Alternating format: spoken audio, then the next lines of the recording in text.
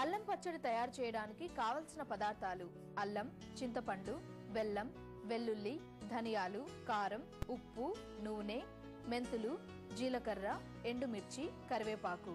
బెల్లం పాకం లాంటి అల్లం పచ్చడిని తయారు చేసుకోవాలంటే ముందుగా స్టవ్ ఆన్ చేసి బౌల్ పెట్టుకుని అర కేజీ బెల్లం తురుము వేసి 1 కప్పు వాటర్ పోసి తీగ పాకం పట్టుకోవాలి.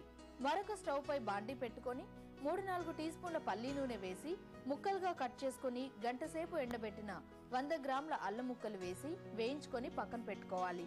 ఇప్పుడు అదే నూనెలో 1 కప్పు ధనియాలు వేసి వేయించి పక్కన పెట్టుకోవాలి.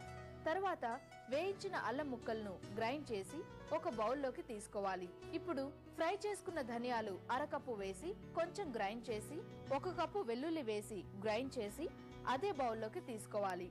తర్వాత వేడి నీటిలో నానబెట్టిన అర కేజీ చింతపండును మెత్తగా గ్రైండ్ చేసుకొని అదే బౌల్లోకి తీసుకోవాలి. తర్వాత ఇందులో 3 టీ స్పూన్ల ఉప్పు, 1 కప్పు కారం, బెల్లం పాకం వేసి బాగా కలుపుకోవాలి. తర్వాత స్టవ్ వెలిగించి బాండీ పెట్టుకొని 2 కప్పుల పల్లి నూనె వేసుకుని అది కాగాక 10 వెల్లుల్లి రెబ్బలు వేసి వేయించి 1 టీ స్పూన్ మెంతులు, 1 టీ స్పూన్ జీలకర్ర, 5 ఎండుమిర్చి ముక్కలు, అర కప్పు కరివేపాకు వేసి స్టవ్ ఆఫ్ చేసి చల్లార్చుకోవాలి. తర్వాత చల్లారిన పోపును పచ్చడిలో కలుపుకుంటే శ్రేష్టమైన అల్లం పచ్చడి రెడీ.